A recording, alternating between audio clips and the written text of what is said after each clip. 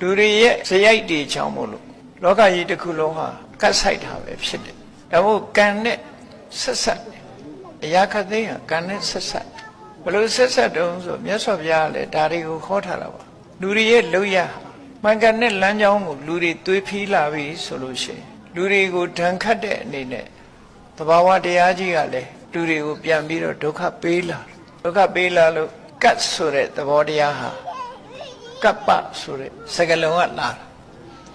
ကပ္ပဆိုတာအချိန်ပိုင်းအတိုင်းအတာတစ်ခုအချိန်အတိုင်းအတာတစ်ခုကိုကပ္ပလို့ဒီလိုခေါ်တယ်ဩဃတကရောကျိုးထဲမှာဆိုတဲ့ရှိကြတယ်အပယ်၄ပါးကတ်၃ပါးဆိုကတ်၃ပါးဆိုတာမိုးခေါင်လို့စိုက်လို့ပြိုးလို့မရတဲ့အခါမှာလူတွေရဲ့စမ်းနှံ့ရိတ်ခါဖူလုံမှုမရှိတာဖူလုံမှုမရှိခြင်းကြောင့်လူလောကငတ်မွတ်ခြင်းဆိုတဲ့ဘေးနဲ့ကြုံတွေ့ကြအဲ့ဒီငတ်မွတ်ခြင်းဆိုတဲ့ဘေးနဲ့ကြုံတွေ့ခဲ့တာဟာဟိုရှေးတုန်းကတည်းပုံမြင်နေတယ်ပါတာမဟုတ်ဘူးအလုံးသိကြမှာပဲနှစ်ပေါင်းများစွာမကြာခင်လောက်ကအနှစ်20ဟိုဘက်လောက်ကလေးပေါ့အာဖရိကနိုင်ငံတစ်ခုဖြစ်တဲ့အီသီယိုပီးယားမှာအငါဘေးစိုက်တာဝါလင်အောင်မစားကြရတဲ့ကလေးတငယ်တွေဟာမျက်လုံးကြောင်ကြောင်လေးနဲ့ပထမသနာစပွဲအနေထားမျိုးရောက်ရှိကြလူတွေသိကြတယ်အဲ့ဒါကိုစာပေမှာဒုဗ္ဗိခန္ဓရာကတ်လို့ခေါ်တယ်အဲ့ဒီဒုဗ္ဗိခန္ဓရာကတ်စိုက်ခြင်းဟာလည်းဘာဝကြောင့်ဖြစ်တယ်လို့တော့ပြောလို့ရတယ်သို့တော့ဒီလိုကြုံတွေ့ရခြင်းဟာလူတွေပြုလုပ်ခြင်းကြောင့်ပဲဖြစ်တယ်လူတွေရဲ့ကံကြမ္မာနဲ့ဆက်ဆက်နေတယ်လောက်ရနဲ့ကြည့်မယ်ဆိုရင်လူတွေဟာတစ်ပင်တွေများစွာခုတ်တယ်လှဲတယ်လောဘတွေချီးပြီးတော့လောက်ကြတယ်ဆိုအဲ့ဒါတွေရဲ့ဓာန်ခတ်မှုကြောင့်မိုးခေါင်ခြင်းဆိုတာဒီလိုလည်းဖြစ်တယ်မြတ်စွာဘုရားထောက်ပြတဲ့အကြောင်းအရာနဲ့ပြောမယ်ဆိုရင်လောကမှာဥစီဥဆောင်ပြုလုပ်နေကြတယ်နိုင်ငံတကာမှာကိုယ်နိုင်ငံနဲ့ကိုယ်အသီးသီးခေါင်းဆောင်နေကြတဲ့ခေါင်းဆောင်ပုဂ္ဂိုလ်တွေဆိုအဲ့ဒီခေါင်းဆောင်ပုဂ္ဂိုလ်တွေကတရားဥပဒေနဲ့အညီမကျင့်သုံးဘဲနဲ့အာရမမတရားမှုတွေနဲ့တွားနေပြီဆိုလို့ရှိရင်သူ့ရဲ့ဝန်ထမ်းတွေကလည်းမတရားမှုတွေနဲ့တွားလာတယ်ခေါင်းဆောင်ကတရားကင်းမဲ့လာတဲ့အခါကျတော့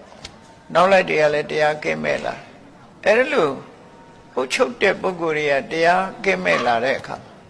တိုင်းသူပြည်သားတွေကပါလိုက်ပြီးတော့တရားကင်းမဲ့တဲ့အနေအထားမျိုးရောက်လာအဲ့လိုတရားကင်းမဲ့သွားတာဟာဒါသဘာဝကြီးတစ်ခုအနေနဲ့ပြောတာမြတ်စွာဘုရားဥပမာပေးခေါ်တဲ့နေရာမှာရှင်းတစ်စောင်းနွားလာအဖြောင်းသွားမှနောက်နွားတက်တဲ့အဖြောင်းလိုက်ရှေ့ကသွားတဲ့နောက်လိုက်ကြတာလူလောကကြီးကရှေ့ကလှုပ်တဲ့ကိုကြည့်ပြီးလှုပ်ကြတယ်လှုပ်ကြတဲ့အခါကျတော့လူတွေကတရားပြက်လာအဲ့ဒီတရားပြက်မှုကိုအကြောင်းပြုပြီးတော့ပြိဝတ္တတွေကမမှန်မကန်ဖြစ်တယ်တဲ့မှန်မကန်ဖြစ်တော့လေတိုက်ခတ်မှုတွေကလည်းမှန်ကန်မှုမရှိဘူး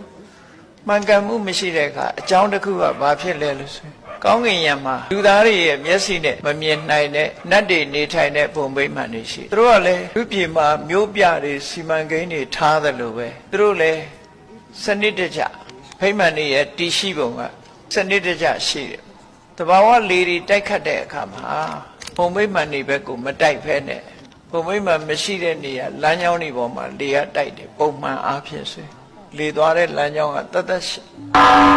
အဲ့လိုမို့လူတွေကျင့်တရားပြက်လာတဲ့အခါကျတော့လေသွားတဲ့လမ်းကြောင်းတွေကပျက်စီးလာတိတ်လာတဲ့အခါမှာလေကတိုက်ချင်တိုက်တဲ့အခါအတည်နေတဲ့ပုံမိမ့်မှန်တွေကတိမ့်တိမ့်တုံခါလာတော့နတ်တွေဟာစိတ်ပျော်ရွှင်မှုမရှိကြဘူးသူပြည်မှာငရင်နှုတ်တယ်လို့ပဲသူတို့ဗိမိမ့်မှန်တွေလှုပ်ခါရမ်းလာပြီဆိုရင်သူတို့ရဲ့စိတ်နေတွေဟာတုံလှုပ်ခြောက်ခြားလာတုံလှုပ်ခြောက်ခြားလာတဲ့အခါမှာအဲ့ဒီထဲမှာမိုးတိမ်ကိုစောင့်တဲ့နတ်တွေတို့ရာသီဥတုကိုထိန်းနိုင်တဲ့နတ်တွေတို့ဟာ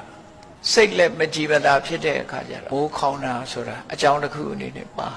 တယ်အကြောင်းတစ်ခုအနေနဲ့ပါဒီတစ်ခုတည်းတော့မဟုတ်အဲ့ဒါလူတွေနဲ့ဆက်ဆက်နေတဲ့အကြောင်း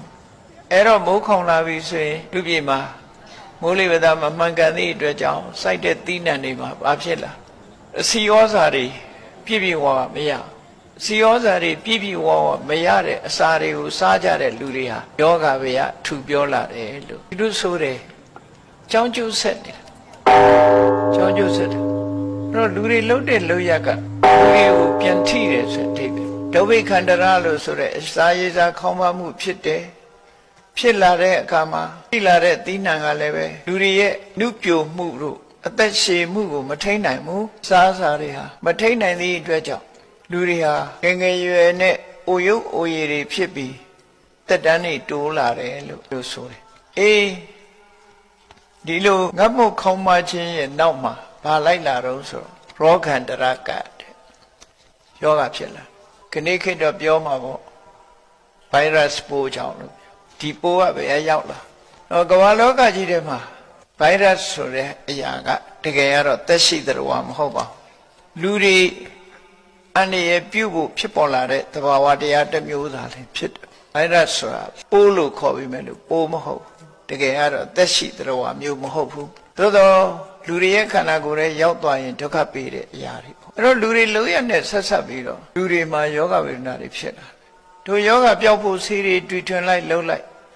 ရပ်သွားလာလို့ဆိုမရပ်ဘူးနောက်တစ်မျိုးဝင်လာနောက်တစ်မျိုးဝင်လာနောက်တစ်မျိုးဝင်လာနဲ့တီထွင်ရင်ကာကွယ်ရင်နဲ့ပို့ပြီးတော့ဆိုးလာတဲ့အနေအထားမျိုးတွေရောက်ရှိလာတယ်ဒါတွေဟာလူတွေရဲ့လောက်ရနဲ့ဆက်ဆက်တယ်ခုနဲ့တိုင်းပဲပြောတဲ့အတိုင်းမလုပ်ဘူးလုပ်တဲ့အတိုင်းမပြောဘူးကောက်ကျစ်တယ်လိမ်ရတယ်ဆိုတဲ့သဘောတရားတွေဟာဒီလိုထိခိုက်နေတာမှုတွေကိုဖြစ်စေတယ်ဆက်ဆက်နေတယ်လို့ပြောဘဝနောက်တစ်ခုကတော့လူတွေရဲ့အကျင့်စာရိတ္တနဲ့ပတ်သက်တာလည်းပါတယ်အတ္တမရာဂဝိသမလောဘမိစ္ဆာဓမ္မလို့ဆိုတဲ့တရား၃မျိုးလူလောကထွန်းကားလာတယ်ဒီကနေ့ခေတ်မှာအလုံးသိကြတဲ့အရာတစ်ခုပဲအတ္တမရာဂဆိုတာမဖြစ်တဲ့မဖြစ်တတ်တဲ့စိတ်နေသဘောထားတွေဖြစ်ပေါ်လာတယ်ကာမဂုဏ်အာယုန်တွေနဲ့မဖြစ်တဲ့နေရာတွေမှာဖြစ်ပေါ်လာတယ်ဝိသမလောဘ